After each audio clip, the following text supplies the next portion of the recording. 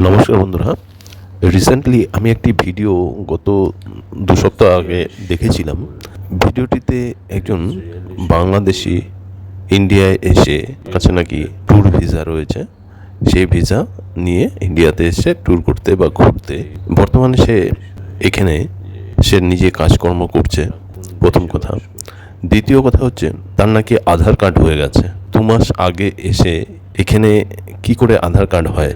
দেখি যে আমাদের স্থানীয় লোকেদের একটি আধার কার্ড করতে কাল ঘাম ছুটে যায় মাঝে মধ্যে, কিন্তু এরা বাংলাদেশ থেকে এসে 2 মাসের মধ্যে কি করে আধার কার্ড হয়?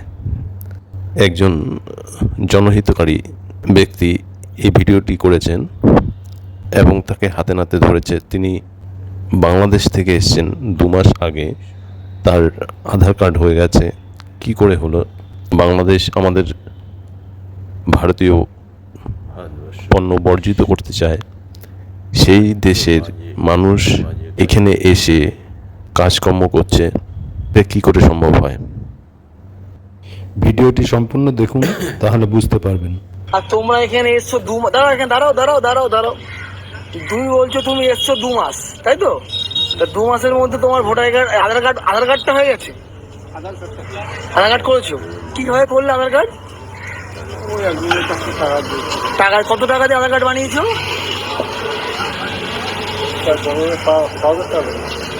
6,000 টাকা দিয়ে।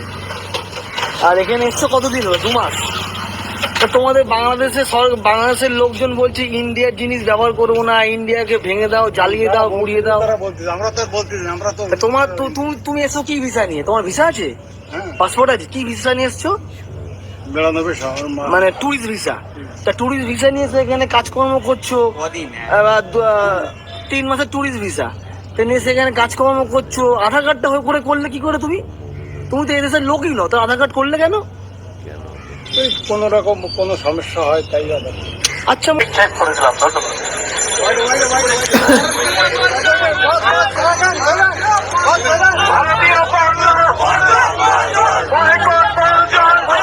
ভারতীয় পণ্য এই মুহূর্তে বর্জন করলে আমাদের জন্য ক্ষতিই হবে, কারণ আমরা আসলে যতটুকু চাহিদা ততটুকু তো আমরা আসলে মেটাতে পারছি না। সেক্ষেত্রে তো আমাদের বাইরে থেকে আমদানি করতেই হবে। কিন্তু প্রসাধনীর দিক দিয়ে আমাদের দেশ অনেক পিছনে আছে।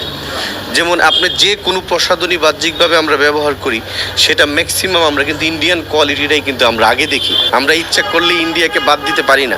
কাস্টমার ভারতীয় জিনিসটাই বেশি পছন্দ করে। বাংলাদেশি পণ্য কেনার ক্ষেত্রে বাংলাদেশি মানুষের আগ্রহ কেন কম? বাংলাদেশি জিনিস বেশিরভাগ 2 নম্বর করে ফেলে কিছুদিন পরে। ভারতীয় পণ্য বর্জন আমাদের পক্ষে সম্ভব না, কারণ আমাদের জনসংখ্যা তো হিউজ। আমরা চাইলেও এটা পারতেছি না আর কি। সকালবেলা উঠেই দেখা গেলো আমরা পেপসোডেন্ট যে ব্রাশ করতেছি আর কি, সেটা কি ভারতের না? আবার আমরা ইফতারে যেটা আমরা পেঁয়াজও খাচ্ছি, সেটাও তো ভারতের। তো আমরা কি